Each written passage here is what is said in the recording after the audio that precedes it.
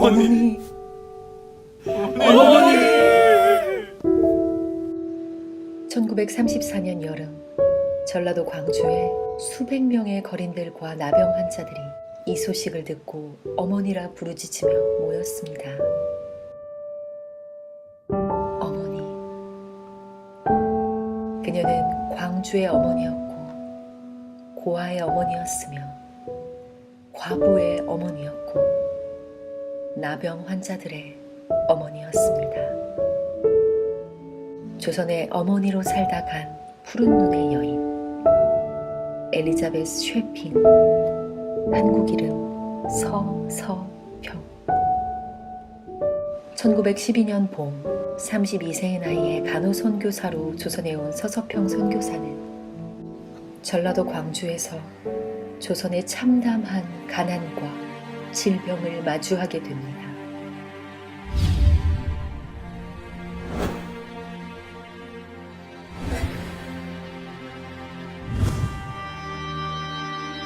그렇게 서서평 선교사는 조선의 고통까지 끌어안고 조선인으로 살기로 결심합니다. 익숙했던 서양식 의복을 벗고 누렇게 바랜 저고리, 남자 검정 고무신, 보리밥과 된장국을 먹으며 조선인보다 더 소박하게 살았던 조선에서의 22년.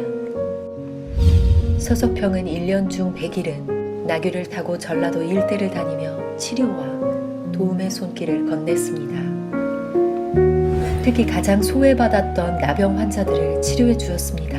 뿐만 아니라 당시 이들을 강제 불임으로 만들어 씨를 말리려던 조선 총독부로부터 보호하여 지금의 소록부에서 나병 환자들이 치료받을 수 있는 여건을 마련했습니다. 제대로 된 이름조차 없었던 여성들을 가르치기 위해 조선 최초의 여성 신학교인 이일학교를 세우고 여성들을 간호사로 양성하여 현 대한간호협회의 전신인 조선 간호부회를 조직했습니다. 평생 결혼하지 않았지만 고아 14명의 아이를 입양하여 어머니가 되어주었고 오갈 데 없는 38명의 과부들과 함께 살았습니다. 당시 선교사들의 생활비 3원, 그중 30분의 1만 자신의 생활비로 사용하고 나머지는 가난한 사람들에게 베풀어 주었습니다. 내일 나 먹기 위해 오늘 굶는 사람을 그대로 못 본 척 할 수 없으며 옷장에 옷을 넣어두고 당장 추위에 떠는 사람을 모른 척 할 수 없습니다. 그렇게 조선인들에게 다 나눠주었던 서서평은 52세의 젊은 나이에 죽게 되는데 정작 그녀의 사인은 과로와 영양실조, 그리고 그녀가 전 재산으로 남긴 것은 거린에게 나눠주고 남은 담요 한 조각, 동전 7점, 강냉이 가루 2호, 그리고 심지어 그녀의 시신까지도 조선의 의료 발전을 위해 연구용으로 기증합니다. 조선 사람들에게 모든 것을 주고 떠나간 그녀의 침상 머리맡에 한마디의 글귀가 적혀 있었는데 성공이 아니라 섬김이다. 서서평 부인은 다시 살아난 예수님이었습니다. 그녀는 자신의 온 생을 다 바쳐 예수님이 원하시고 기뻐하시는 뜻이 무엇인지 우리에게 보여주었습니다.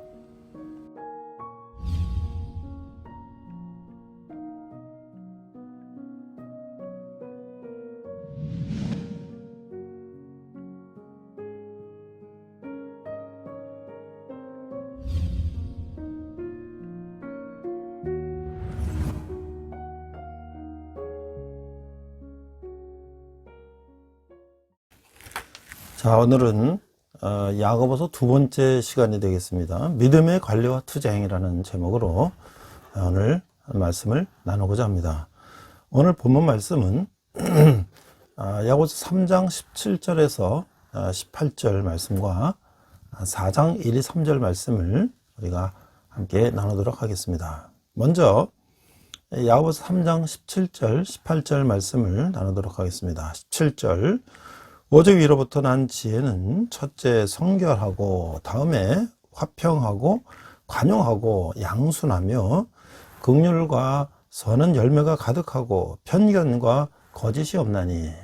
18절 화평하게 하는 자들은 화평으로 심어 의의 열매를 거두느니라. 그 다음에 이제 4장 1, 2, 3절 말씀입니다. 1절 너희 중에 싸움이 어디로부터 다툼이 어디로부터 나느냐. 너희 지체 중에서 싸우는 정욕으로부터 나는 것이 아니냐. 2절 너희는 욕심을 내어도 얻지 못하며 살인하며 시기하여도 능히 취하지 못하므로 다투고 싸우는도다. 너희가 얻지 못함은 구하지 아니하기 때문이요. 3절 구하여도 받지 못함은 정욕으로 쓰려고 잘못 구하기 때문이다. 자, 오늘 야고보서 3장 1절부터 4장 12절은 교회 공동체 내에서 분열을 조장하는 몇 가지를 지금 언급하고 있는데요. 첫 번째 언어 사용의 문제에 대해서 3장 1절에서 12절에 언급하고 있고요. 두 번째는 지혜 사용의 문제 3장 13절에서 18절.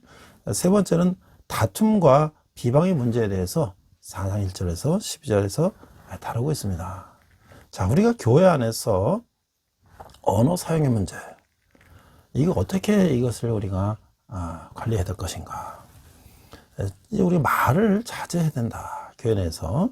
자, 야고보는 무익한 믿음에 관한 강론으로부터 무익한 말에 관한 토론으로 넘어가고 있어요.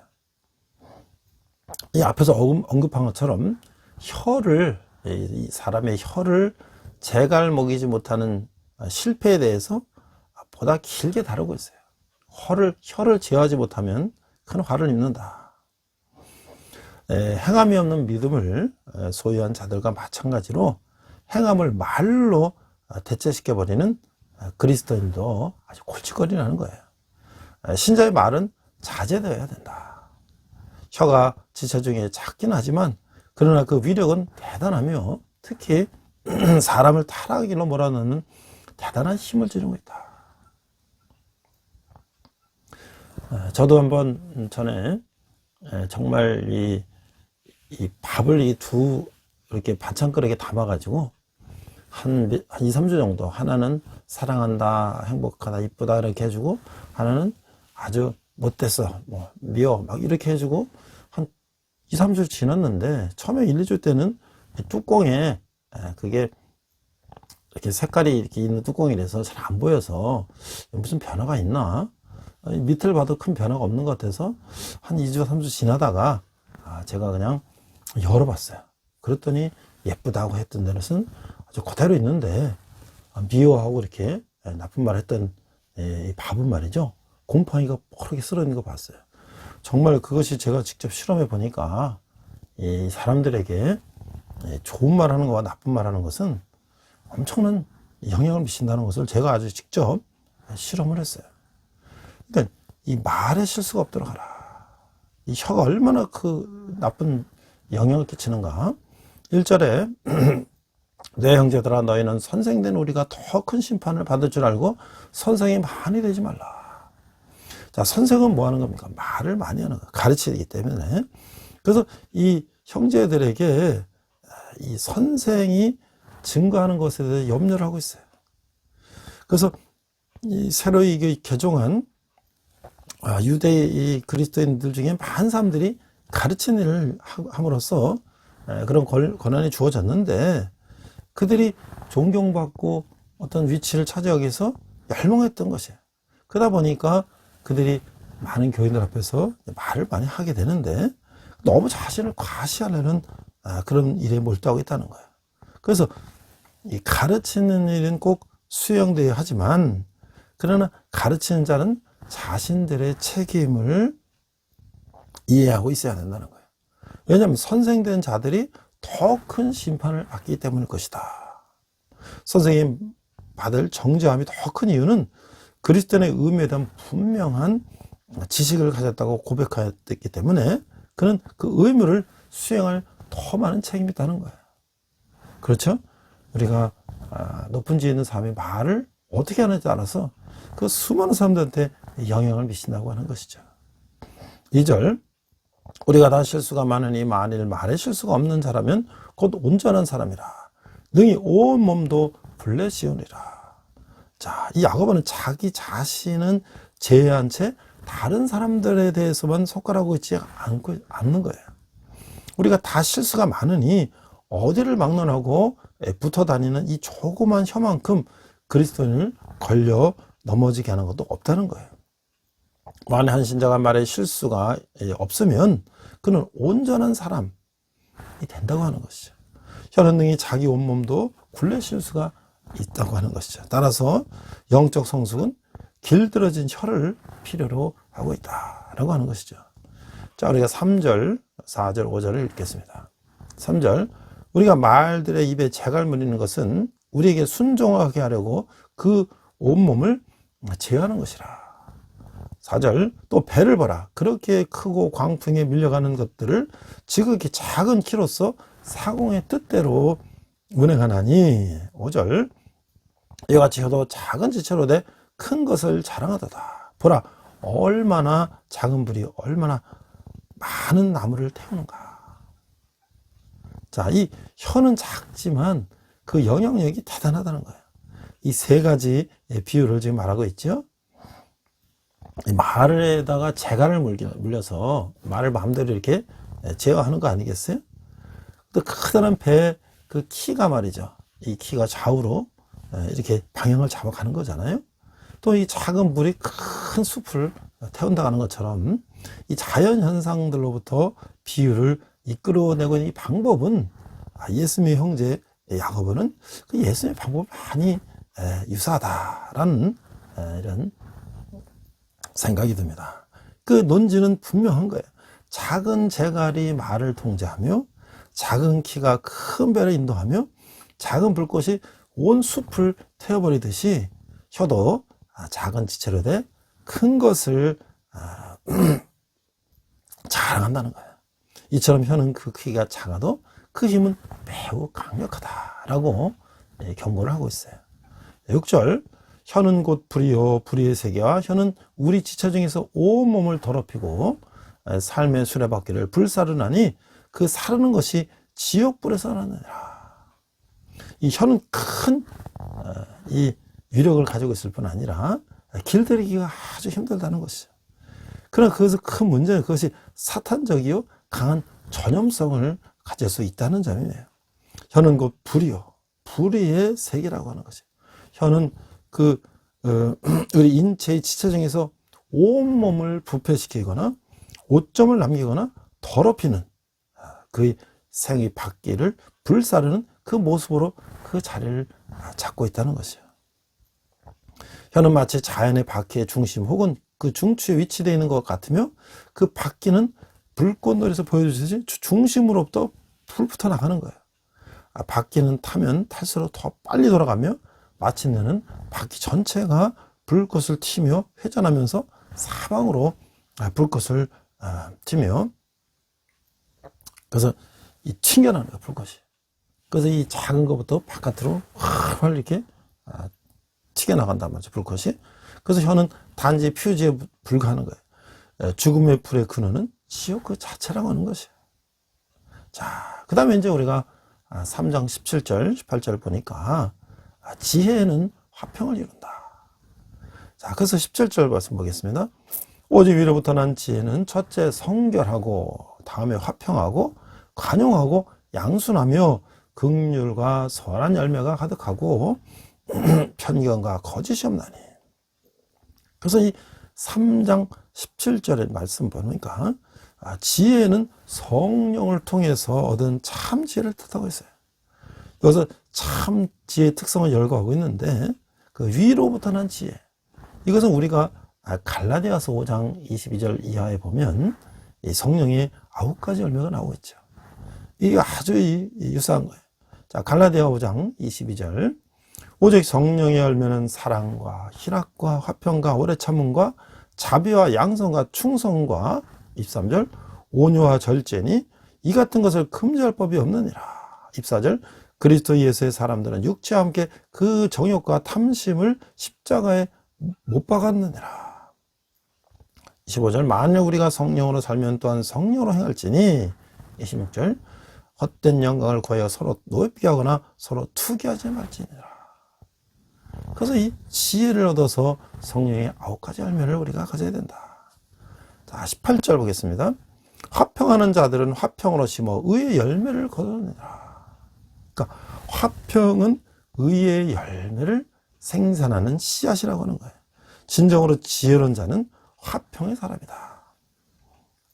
이 영적 성숙하며 실천적 거룩함인 그 의라고 하는 것은 그것을 이루기 위해서 신자는 주위에서 말하는 법을 배워야 한다는 것이요. 이 설득력 있는 연설은 지혜로운 정치인으로부터 나온다. 자제된 혀는 잘 교화된 생각의 결과라고 하는 것이에요.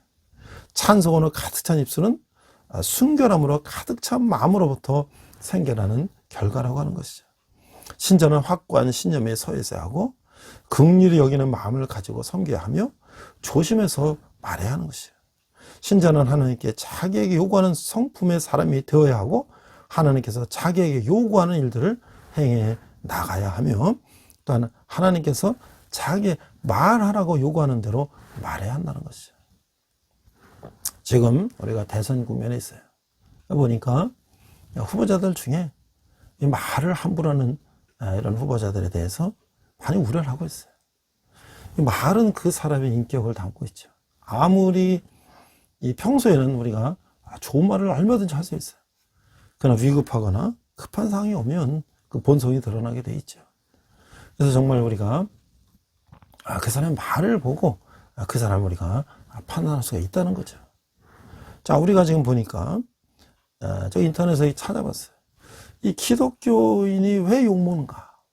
여러 가지 이제 글들이 올라와 있는데, 자, 기독교인이 욕먹는 구체적인 이유가 뭔가? 제가 이렇게 찾아보니까, 오늘날 기독교가 욕먹는 것은 기독교 신앙 자체가 잘못되었고, 성경이 잘못된 책이라서가 아닙니다. 이게 누가 이렇게 답변했어요. 왜 기독교가 욕먹습니까? 질문에 대해서. 그러나 요즘 세상에서 기독교를 비판하는 것은 기독교 자체가 아닌 기독교를 믿는 사람들, 즉, 교인들을 비난하는 것입니다. 그래서 그러면서 성경 말씀대로 살아가는 기독교인은 기독교인이지만 칭찬을 받기도 하고 하나님께 복을 받기도 합니다. 그런데 같은 교회 내에서 세상에서 욕먹는 기독교인이 있고 칭찬받는 기독교인이 있다는 것이에요. 그렇죠? 그래서 이제 질문한 분한테 이렇게 했어요. 님이라고 그랬어요. 님이 하나님께 복을 받는 것은 기독교 자체가 진리인데 님이 그 진리에 따라 사셨기 때문일 수도 있습니다. 그렇죠.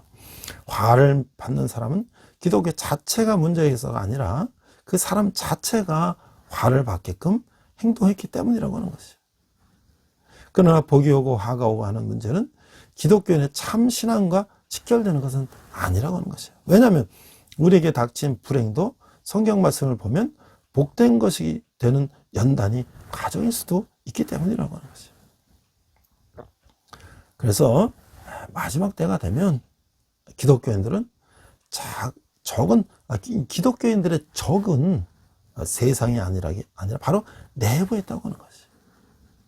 자, 음녀가 무엇입니까? 음녀는 님의 여자가 아니고 내 여자였는데 남편을 배신한 부정한 여자라고 하는 것이에요.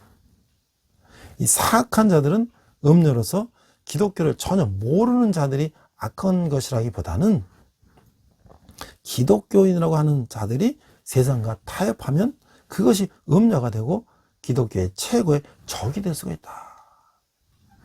그렇죠. 이 적은 내부에 있다. 우리 자신의 문제다.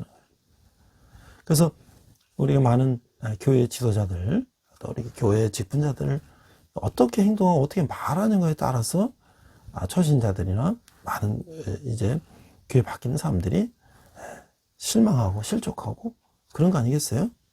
자, 한 울타리에 있는 같은 교회 다니는 교인이라도 믿음이 다를 수 있다는 것을 아셔야 합니다. 그러므로 좋은 사람을 많이 만나고 좋은 교회를 출석해야 합니다. 그래야 님이 삶에 즐겁고 행복할 수가 있습니다. 교회는 새 예루살렘과 같은 것입니다. 그래서 우리가 이제 많은 초신자들에게 그렇게 얘기하죠. 사람을 믿지 말고, 사람을 보지 말고 하나님을 보고 믿어라. 그러나 어디 그렇습니까? 처음에는 다 교회 직분자들이 목사나 장로나 집사나 권사나 이런 분들이 다 열심히 신앙생활을 하니까 그들의 모습이 곧 예수님의 모습이고 하나님의 모습이라고 이제 생각할 수 있는 것이죠. 자, 그러면 이제 두 번째, 칭찬받는 기독교는 무엇인가? 자, 이렇게 또 이제 대답하고 있어요. 기독교인이라고 다 착한 것은 아닙니다. 하나님의 의에 합당한 정도가 다 다르기 때문입니다. 100% 예수님처럼 완벽하게 사랑이 넘치는 사람 없습니다. 그렇죠. 우리가 지금 성화되는 과정이 있죠. 우리 인간이 어떻게 100% 예수님처럼 될 수 있겠어요? 우리는 그리스도의 장성한 분량에 이르기까지 우리가 노력하는 것인데 아직은 우리가 부족하죠. 또 우리에게 이 죄악된 본성이 그렇게 쉽게 없어지지 않는다는 것이죠. 자, 인간은 죄인이기 때문입니다. 예수님의 보혈로 죄를 씻었다고 해도 인간의 원죄에서 오던 그 버릇은 여전히 남아서 그때그때 회개하고 다시 죄를 짓지 않도록 기도하며 살고 있다는 것이죠. 하나님의 의에 합당한 정도가 다 다르기 때문에 아직 그 의에 10%밖에 미치지 못한 사람이 있는가 하면 80% 이상 다다른 사람도 있을 것이라는 거예요. 그렇죠. 개인마다 그 정도의 차이는 다 있을 것이에요. 그래서 세상적인 사람과 별반 다른 것이 없는 기독교인들도 있을 것이며 상식 밖의 기독교인도 있습니다. 이런 자를 모두 예수님께 치료받으라고 하나님께서 부르셨고 치료받고 있는 중이라고 하는 것이에요. 세상적인 사람들 눈에는 아직 하나님의 의에 많이 미치지 못한 자만 눈에 띄나 봅니다. 이렇게 얘기했어요. 그렇죠. 우리가 바깥에서 보면 이렇게 잘하는 것도 물론 보이지만 이 잘못하는 것이 너무 많이 눈에 띄는 거 아니겠어요? 장애인 단체나 고원 등에 가보셨나요? 이미 그런 곳에 자주 가시는 분이라면 아마 하나님에 의해 합당한 기독교인을 더 많이 보셨을 겁니다. 모든 종교인들이 다 착한 것은 아닙니다. 정말 다양한 사람들이 섞여 있습니다. 기독교에는 다양한 사람들이 섞여 있다기보다는 치료받는 정도가 다른 사람들이 모여 있다고 해야 되겠죠. 아주 이렇게 잘 설명을 했어요. 제가 이제 학생들에게 보면 이 중고등학교에 우리가 이제 이 사립학교들이 많이 있죠. 그중에 기독교 재단이 많이 있습니다. 근데 특히 이제 기독교 재단은 최근에 이제 여러 가지 더 이제 그런 교육 정책으로 인해서 특정 어떤 재단, 종교 재단에 특정 종교 행사를 하지 말라는 이제 여러 가지 그런 더 변화가 있지만 기본적으로 그 사학이라고 하는 것은 그 설립 취지가 그들의 종교면 종교를 이제 널리 선교하기 위해서 이제 그 학교를 세우고 학생들을 모집하고 그런 신앙의 바탕에서 학생들을 가르치는 거 아니겠어요? 특히 이제 기독교 재단 같은 경우는 예배하고 성경 가르치고 이런 것들이 있죠. 근데 제가 이제 대학에 와서 여러 학생들 이렇게 만나서 얘기를 들어보면 저는 이제 중고등학교를 미션 스쿨을 다니지 않았기 때문에 일반 공립학교를 다녔기 때문에 물론 사립이나 공립을 다녔지만 기독교나 이런 종교에 기반한 학교가 아니었기 때문에 그런 행사가 없었어요. 그래서 이제 그걸 잘 몰랐는데 이제 학생들하고 얘기를 해보면 이런 미션 스쿨에 다녔던 학생들은 기독교에 대해서 그렇게 안티하지 않다는 거예요.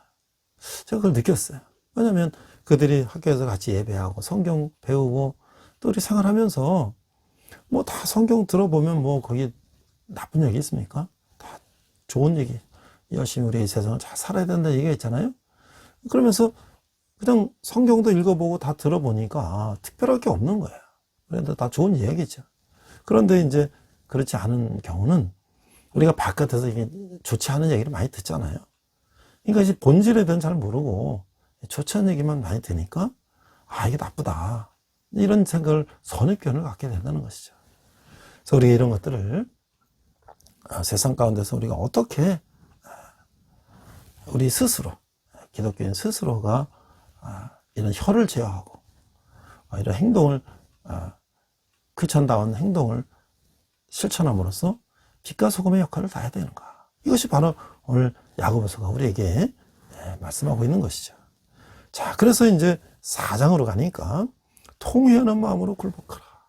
우리가 이런 다툼이나 정욕과 미움, 시기, 자만심, 그런 죄와 같은 단어들을 마치 얼룩과 같아. 그래서 이게 이 야고보서는 이 부분을 이야기하고 있는 거예요. 이 3장을 마무리 짓고 있는 구절인 화평케 하는 자들은 화평으로 심어 의의 열매를 거두느니라. 이거 대조적으로 4장은 싸움과 다툼 이런 것들을 어떻게 우리가 조절해야 되는가, 관리해야 되는가를 말하고 있어요. 이 야고보는 이런 천박한 행위에 대해서 용맹스럽게 맞서 나갔다는 것이에요. 더 나아가서 그런 영적 성장과 성숙에 너무도 유해한 그와 같은 폭풍우를 어떻게 진정시킬지에 대해서 분명한 충고를 해주고 있다고 하는 것이에요. 신자는 증오심을 온유함으로, 판단을 공의로, 자랑을 신앙으로 바꾸어 나가야 한다는 것이에요. 그래서 크게 이제 3가지를 이야기하고 있는데, 첫 번째 야고보서의 저자는 욕심과 정욕이 모든 악의 근원이다. 이렇게 말하고 있어요. 예수님을 따르는 자들 사이에서도 다툼이 일어나는 현실은 야고보를 매우 붕괴시켰어요.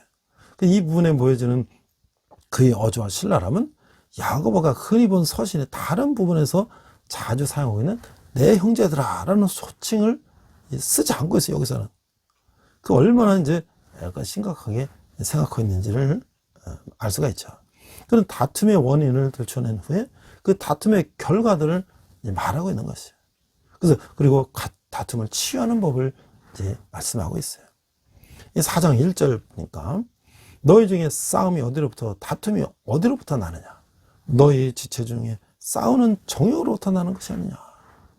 그러니까 우리가 이제 이런 질문을 야고보는 하고 있는데요. 싸움이 어디서 났냐? 자기가 대답하는 거야. 너희 중에 싸우는 정욕으로부터 나는 것이 아니냐? 우리가 욕심을 있기 때문에 다툼이 나는 것이라는 거죠. 싸움은 인간 내부의 체속적인 욕구 혹은 쾌락으로부터 생겨난다고 하는 것이죠. 쾌락주의는 아직도 사람들의 마음속에서 전쟁을 수행하고 있다고 하는 것이죠. 2절 너희는 욕심을 내어도 얻지 못하여 살인하며 시기하여도 능히 취하지 못함으로 다투고 싸우는도다. 너희가 얻지 못하면 구하지 아니하기 때문이요. 자, 여기서 보니까 전쟁이라고 하는 것은 불법적인 욕망들의 열매라는 거예요. 욕심이 나서 살인하는 거예요. 지금 우리가 연애하다가도 말이죠. 자기를 이제 배신했다고 막 죽이고 그런 거 아니에요? 그건 자기의 사랑을 무조건 받아달라는 욕심이죠. 시기는 열렬히 추구하던 열망을 얻지 못하는 좌절감으로 기결된다. 이 모든 것은 다툼, 싸움, 즉 사람을 상대로 한 투쟁으로 이루어진다고 하는 것이죠. 자, 그래서 너희가 얻지 못하면 구하지 아니하기 때문이요. 그렇죠? 우리가 마음속에 깊이 뿌리박혀 있는 이 투쟁의 근원을 보여주고 있는 것이에요. 그래서 3절 보니까 구하여도 받지 못하면 정욕으로 쓰려고 잘못 구하기 때문이다. 자, 우리가 이 그리스도인들이 자신의 정당한 필요를 채우는 올바른 방법은 하나님께 구하는 것이에요. 근데 그것을 우리가 받지 못하는 거 뭐냐면 내가 잘못된 동기에서 구하기 때문이다. 자, 두 번째, 독자들에게 회개할 것을 요청하고 있어요. 7절 그러즉 너희는 하나님께 복종할지어다. 마귀를 대적하라. 그리하면 너희를 피하리라. 그래서 7절에서 9절까지는 이런 여러 가지 명령들을 하고 있는데 만약 이 명령들을 따른다면 주 안에서 일치와 거룩함을 이뤄나가는데 큰 도움이 될 것이다. 7절에는 헌신하고 8절에 성결케 되며 9절에는 회개할 것을 요구하고 있어요. 자, 자석까지도 마찬가지로 헌신에 대한 요구는 긍정의 것과 부정의 것을 갖고 있어요. 그렇죠? 너희 하나님에 순종할지어다. 마귀를 대적하라. 마귀와 하나님 사이에서 서로 땡기는 힘에서 이제 갈팡질팡하는데 마귀에게 대항하는 자세를 취하고 있으면 마귀는 너희를 피하리라. 한쪽에 우리 하나님께 붙으면 마귀는 피한다는 거예요. 8절 하나님을 가까이 하라. 그리하면 너희를 가까이 하시리라. 죄인들아 손을 깨끗이 하라. 두 마음을 품은 자들아 마음을 성결하게 하라. 자, 그러니까 하나님을 가까이 가면 그는 너희를 가까이 하시라. 하지만 하나님께 가까이 위해서 먼저 뭐예요? 성결이 필요하다. 죄인들이 손을 깨끗이 하라. 두 마음을 품은 자들아 마음을 성결케 하라. 이 깨끗이 하라, 성결케 하라. 이게 모두 뭐예요? 유대 계승자들에게는 그 성결의식이 무엇인 거 다 알죠. 그래서 그들에게 이런 표현을 함으로써 그들이 이런 죄악된 본성으로부터 벗어나는 것을 이야기하는 거예요. 이러면서 죄인들아, 두 마음을 품은 자들아, 이렇게 이제 이야기하고 있는 것이죠. 9절 슬퍼하며 애통하며 울지어다. 너희 웃음을 애통으로 너희 즐거움을 근심으로 바꿀지어다. 그래서 이 성결에 대한 엄청난 필요성을 인식한 자는 전혀 즐거워할 필요가 없어요. 내가 슬퍼하며 애통하며 죄악된 것들을 이제 벗어나고자 하는 것이죠. 그러면 너희 웃음을 애통으로 너희 즐거움을 근심으로 바꾸면 그 죄를 고백하는 통회의 영은 하나님의 성결에 필수적이다. 먼저 우리가 우리의 잘못된 죄악된 본성들에 대해서 슬피 통회하는 그런 과정이 필요하다는 거야. 그리고 10절 주 앞에서 낮추라. 그리하면 주께서 너희를 높이시리라. 이 문제의 열쇠는 뭐냐? 겸손이라는 것이. 주 앞에서 너희 자신을 낮추라. 그러면 주께서 너희를 높이시라. 우리가 이 올라갈 때 말이죠. 아주 굉장히 우리가 자만하기 쉽죠. 특히 이 젊은 날에 말이죠. 이 경험도 없고 이럴 때 그 높아지면 정말 이 세상에 다 내 것 같고 그렇지 않습니까? 그런데 그때 우리가 이런 말씀을 통해서 하나님의 말씀을 통해서 경계를 하고 자기를 돌아보고 한다면 거기서 실패와 좌절을 하지 않고 잘 컨트롤하면서 갈 수 있을 텐데 그걸 하지 못하고 계속 교만하게 나가다가 실패하고 그냥 내리막길로 친 사람들이 얼마나 많아요. 많은 우리가 그런 경험들을 갖고 있죠. 자기를 낮추는 자는 높임을 받는 자가 됩니다. 겸손에는 눈에 보이지 않는 유익이 있습니다. 즉 겸손함은 결과적으로 영광을 가져오는 것이다. 근데 마지막 세 번째 보니까 서로 비방하지 말라. 11절 형제들아 서로 비방하지 말라. 형제를 비방하는 자나 형제를 판단하는 자는 곧 율법을 비방하고 율법을 판단하는 것이라. 내가 만약 율법을 판단하면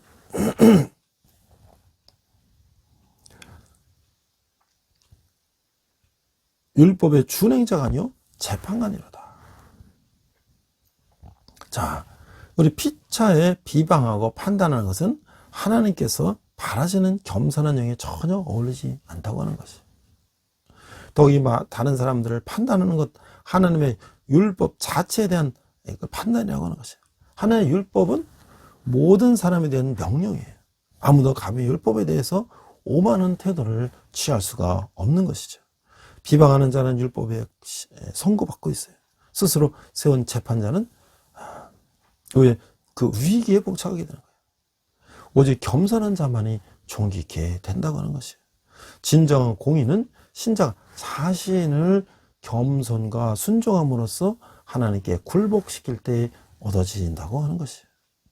그래서 12절 보니까 입법자와 재판관은 오직 한 분이시니 능히 구원하기도 하시며 멸하기도 하시느니라. 너는 누구에게 이웃을 판단하느냐? 오직 한 분만이 율법에 계시다. 그분이 율법을 고치시거나 번복시킬 권한을 갖고 계신다. 그분이 누구냐? 하나님이 유일한 율법자시오 재판자시라는 거예요. 하나님 율법을 제정하실 뿐만 아니라 또한 그 율법을 관리하고 계시다. 그는 하나님 정부의 행정부와 사법부의 모든 직책을 공히 담당하신다. 하나님은 왕이시다. 그는 자신의 율법을 제정하시고 선포하셨다. 하나님은 재판자이시다. 그는 자신의 율법을 유지시키며 강화시키신다. 그는 능히 구원하기도 하시며 멸하기도 하신다. 율법을 만드시는 오직 한 분이시다. 그 율법의 한 재판자도 한 분이시며 율법의 정죄함으로부터 구원할 자도 오직 한 분이시다. 야곱의 유대인 독자들에게 잘 알려졌던 이 진리를 되새겨 주고 있는 것은 그들이 오만한 태도와 판단적 행동을 공경하게 합니다. 또 우리가 사람을 판단하면 안 된다. 오직 사람을 판단하는 것은 하나님이 하시는 일이다. 우리가 요즘에 서로 비난하고 비판하고 하는 것을 보면서 이런 문화가 계속 지속되면 우리는 항상 남에 대해서 잘못된 것을 지적하고, 그런데 문제는 뭐냐면 남을 지적하는 사람이 그럼 자기는 깨끗하냐, 그렇지 않으면서 자기 건 감추고 남의 걸 들춰내는 말이죠. 이런 문화가 정치로부터 시작돼서 온 국민들에게 이런 문화가 일상화가 된다면 정말 이건 정말 미개한 약육 강식의 정말 정글과 같은 그런 나라가 되는 거 아니겠어요? 자, 이 겸손한 태도와 공정한 행동은 영적 성장에 있어서 필수적이라고 하는 것이에요. 그런 다음 야고보는 삶의 이와 같은 고귀한 모습들이 어떻게 헛된 자랑을 지압해 나갈 것에 대해서 설명해 나가고 있는 것이에요. 그래서 오늘날 우리가 너무나 사람들이 자기의 약점을 숨기고 남의 약점을 들춰내기에 바쁜 이런 세상 속에서, 자, 우리가 크리스찬들이 정말 하는 말씀대로 정직하게 정말 이 진리에 서서 행동해 나간다면 이것이 정말 이 말세에 더욱더 많은 사람들한테 선한 영향을 끼치는 그런 시대가 되지 않았는가. 이 홍수가 나면 물은 천지로 넘쳐 흐르지만 정작 모든 흙탕물 속에서 우리가 마실 물은 없는 것처럼 우리는 정말 이런 물의 홍수, 장마 홍수가 나서 이 흙탕물의 천지가 된 세상 속에서 한 줄기 생명수 같은 맑은 물이 돼야 되지 않겠는가.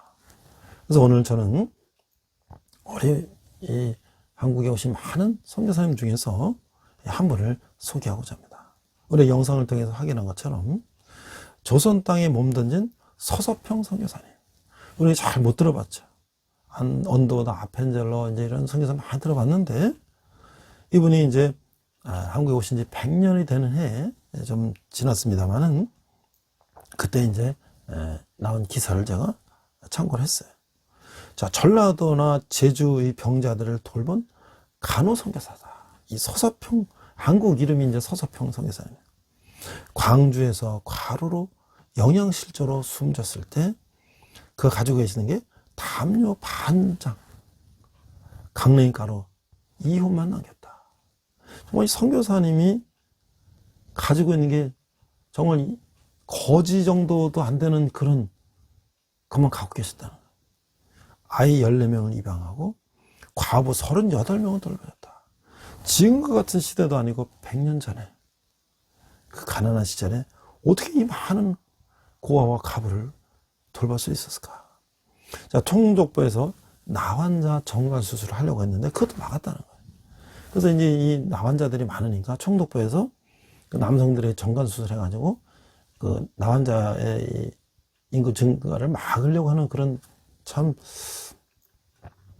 그런 정말 반인륜적인 그런 걸 한 건데 그것도 막았다는 그런 것이에요. 자, 이 서서평 선교사님에 대해서 이렇게 소개하고 있어요. 1934년 6월 서서평 선교사는 광주에서 만성 풍토병과 과로, 또 영양실조로 숨졌습니다. 그녀가 남긴 건 담요 반장, 동전 7전, 강냉이가루 2호뿐이었습니다. 시신도 유엔에 따라 의학 연구용으로 기증됐습니다. 찢어지게 가난한 나라 조선에서 22년간 보리밥에 된장국을 먹고 고무신을 끌고 다니며 조선인의 친구가 아니라 그저 조선인으로 살았던 사람. 가난하고 병든 이웃, 나은 자들을 죽기까지 섬겼던 그 사람을 우리는 너무나 쉽게 잊고 살아왔습니다.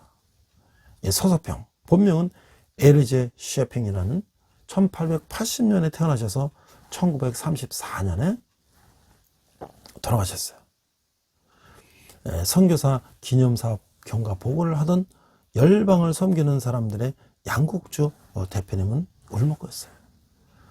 17호 광주 광역시 양림동 기독간호대학 안에 오웬 기념과 서성병 선교사 내한 100주년 기념 예배 및 평전 출판 기념회에서 1000명이 여기저기서 함께 눈가에 눈물을 훔쳤어요.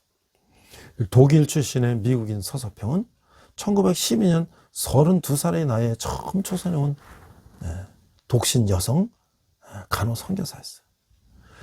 끊임없이 병고에 시달리는 몸을 이끌고 광주, 제중원 등을 중심으로 전라도 일대와 제주도를 순회하며 병자를 돌보고 가난한 여인들을 가르쳤어요.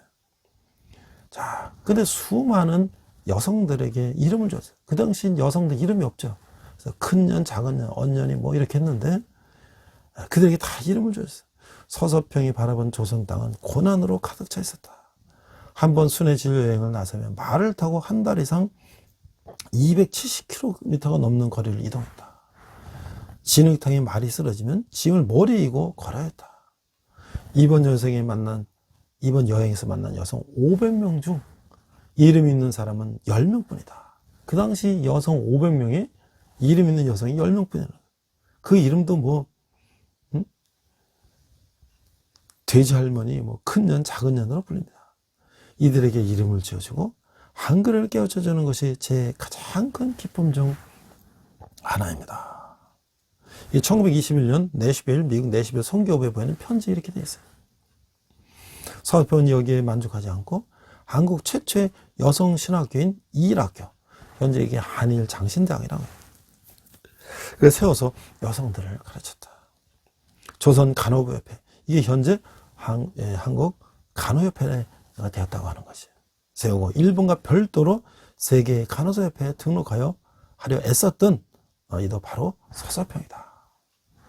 출애굽을 가르치면서 독립의 확신을 심어주려 했었다. 자, 그래서 14명의 양자와 양녀, 38명의 과부를 거뒀다. 1929년 안신년을 맞아 미국에서 이제 서서평은 어머니가 1살 때 자신을 할머니한테 맡기고 떠났는데 그 어머니를 만났다고 하는 거예요. 그런데 하지만 그 어머니는 고된 선교사 생활을 하면서 가난이 몸에 밴 딸을 보고서 네 몰골이 부끄러우니 썩 꺼져라, 이렇게 내쳐버렸다는 거야. 평생 어머니의 사랑에 굶주렸으면서도 서서평은 수양딸 13명과 나환자 아들 1명 등 한국 아이 14명을 입양해서 훌륭하게 키워냈다. 또 과부 38명이 자립해서 새 삶을 살도록 도운 것도 서서평이 아니면 할 수 없는 일이었다. 1933년 그녀는 나환자를 모아서 서울로 행진을 벌인다. 일제 총독부의 나환자 정가수술 정책에 반대하기 위해서였다. 총독부 앞에 이르렀을 때 동참한 나환자들의 숫자는 530여 명. 결국 총독부는 정관수술 정책을 폐기하고 소록도에 갱생원을 지어주기로 약속한다. 나환자들의 어머니라는 별명이 이때 생겼다. 저도 이 소록도에 우리 나환자촌에 가봤는데요. 정말 참 그 일제시대 때 그 환자들을 거기다 이제 모아가지고 집단을 수용했잖아요. 저는 그 안에 갔을 때 참 정말 수술실 같은 게 있어요. 방이 하나 이렇게 있는데 그 시멘트로 이 베드를 만들어 놓고 거기서 이제 수술하는 거예요. 어떻게 보면은 막 그 환자들 일제시대 때 거의 생체 실험 수준으로 막 그랬던 것을 현장을 봤는데, 이런 정말 우리 민족이 챙기지도 못하는 이런 분들을 직접 섬겼던 이 서서평 선교사. 장례인결 나환자들이 어머니 부르며 오열했다. 그의 장례는 최초의 광주 시민사회장으로 치러졌다. 수천의 광주 시민과 나환자들이 쫓아나와 어머니를 부르며 오열했다는 기록이 남아있다. 한일 일가지는 당시 사설에서 이렇게 썼어요. 서양, 서서평 선교사는 생전에 다시 태어난 예수로 불렸다. 백만장자처럼 하인을 두고 차를 몰고 다니는 선교사들, 동족의 비참에 눈 감고 개인이 향락주의로 매진하는 신여성들이 양심에 자극받기를 바란다 라고 그 당시 신문 사설에 써 있다는 거예요. 그가 한국에 온 지 100년이 오래야 양창삼 한양대학교 명예교수님의 조선을 섬긴 행복, 또 양국주 이 대표의 바보야 성공이 아니라 섬김이야, 이런 평전이 두 권이 세상에 나왔다는 것이에요. 우리도 한번 읽어봤으면 좋을 것 같아요. 기념예배 참석자들은 인근 호남신학대 캠퍼스 언덕 위에 선교사 묘역도 방문했다고 하는 것이에요. 서서평 기념사업회 회장인 남서은혜교 원로 목사님 홍정일 목사님은 서서평이 있게 낀 묘배 앞에서 설교를 했어요. 서서평 선교의 삶, 이것이 기독교입니다. 이게 원본입니다. 지금 기독교는 원본을 잃었습니다. 믿음은 늘 구체적인 삶의 용소입니다. 믿음의 원본을 되찾게 된 것을 감사합시다. 한국교회는 이 자리로 돌아와 출발점에서 다시 시작해야 됩니다. 우리 야고보서에서 말하는 행하면 믿음은 죽은 믿음이라고 하는 이것을 몸소 실천한 우리 서서평 선교사님을 통해서 우리 한국교회에 얼마나 이런 훌륭한 선교사님이 본을 보였는지, 오늘 우리 교회가 이런 본을 받아 세상에 정말 빛과 소금이 되는 그런 우리 크리스찬 교회가 되어날 것입니다. 우리 함께 기도합니다. 하나님 아버지의 은혜를 감사합니다. 우리 야고보서를 통해서 믿음이 있으면 믿음이 합당한 우리가 크리스찬으로서의 행함을 실천하는 저희들 되게 하여 주시옵소서. 감사드리며 예수님 이름으로 기도했습니다. 아멘.